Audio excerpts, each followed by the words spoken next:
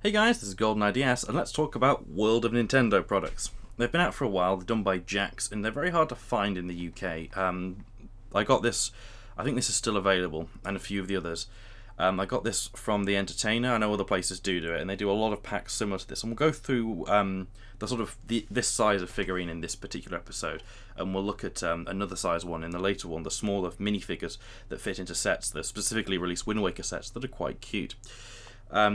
It also means I can throw away the packaging once I've done this. So they've done loads of these, as we say, something mystery is included. So we'll just pull this up and get a bit of a close up on it. So yes, there's a mystery accessory included, which is probably Link's shield. You see there, Link firing a crossbow, and it's also got Nintendo's official licensed product placement, which it's struggling to focus in on. There we go, Series 1-4, like the world's. So yeah, Jakks is the name of the people who do this. And there you go, it's the Ocarina of Time 3D. So these are 4.25 inch. So let's have a look at the back. You can see Link's head doing his Link's head things. It's got articulation, it's not too good, but it's okay. See at the bottom we've got Tanuki Mario, Tanuki Suit, Shy Guy, Fire Luigi, and the Gravity Suit Samus and Link. The Gravity Suit Samus I've read is quite rare. There's a few different versions of Samus that are all quite rare, and there are different ones to pick. They're hard to find once the series seems to run out, so they don't seem to work for very long. And also, Jakks Pacific UK has imported these. They're not something that you find very often outside of places that haven't been imported. They're US stuff, which is a bit of a pain. So yes, let's, without further ado, let's open it. And the best way to open it is just to peel this, get your finger behind, and then you've got this little bit at the bottom, if you saw here, this little plastic strip, and this little plastic bit strip on the side. So for that, you've just got to peel that off. So to get into these boxes, you do have to destroy the packaging, which I know infuriates a lot of people, but not me, because that'll just go in the bin, quite frankly. Remove the blister packaging. There we go. Magic! So here we go. Let's just refocus the camera. Yep, he looks... That's fine. Let's leave that to one side. Get his sword out.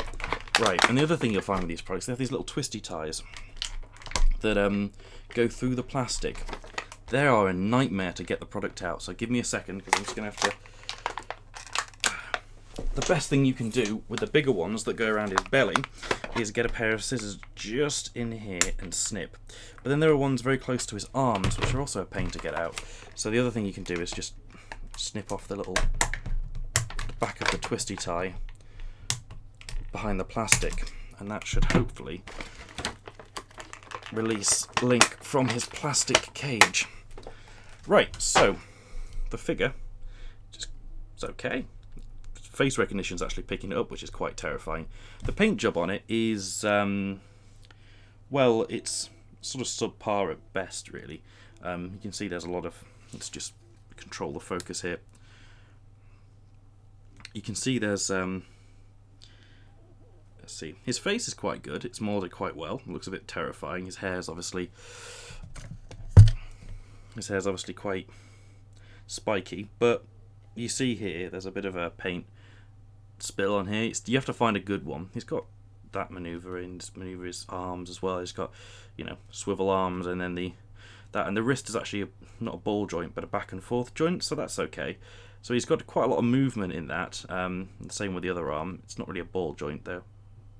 Actually, that is a ball joint. That will twist and turn and everything. So yeah, it's okay.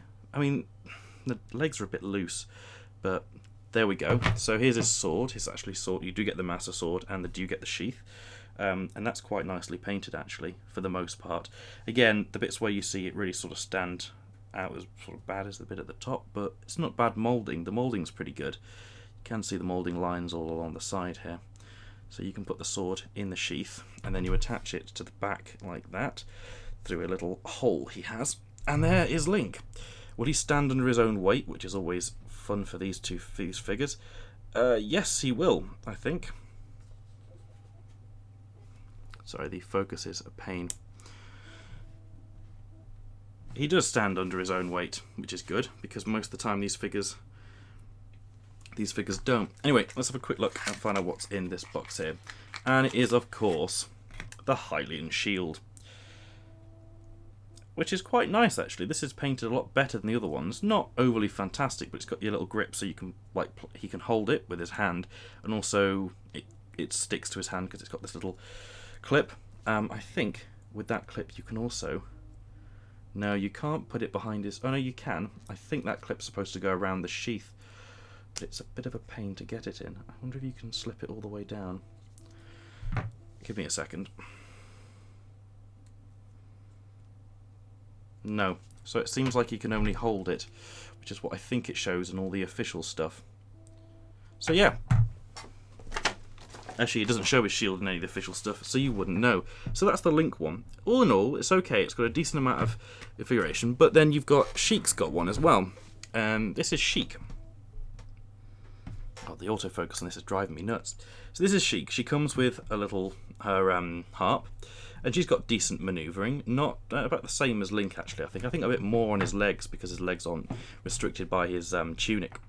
And actually, this one looks really nice. It was really well painted for the most part, and quite nicely moulded. Especially the sort of spikes around the top of her head here. These bits on to make the material look ripped and torn. That's quite nice. Apart from she's got the CE on her bum, which I think Link probably has on his bum. Yeah, they do CE. I mean, why they do that? It's just makes me chortle. And you've also got a Samus one as well.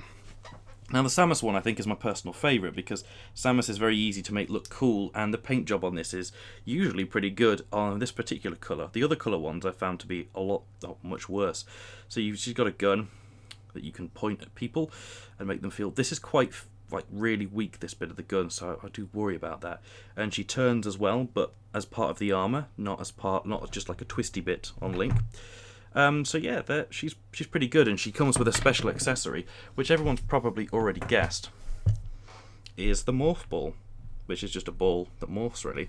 So what do I think about these Jakks Pacific toys? They're nice, they're okay, they're a bit fun to use. See, they have got a lot of articulation, but the paint job is usually the worst part of them, and Link's he's just lost his leg. His leg's just done a 360.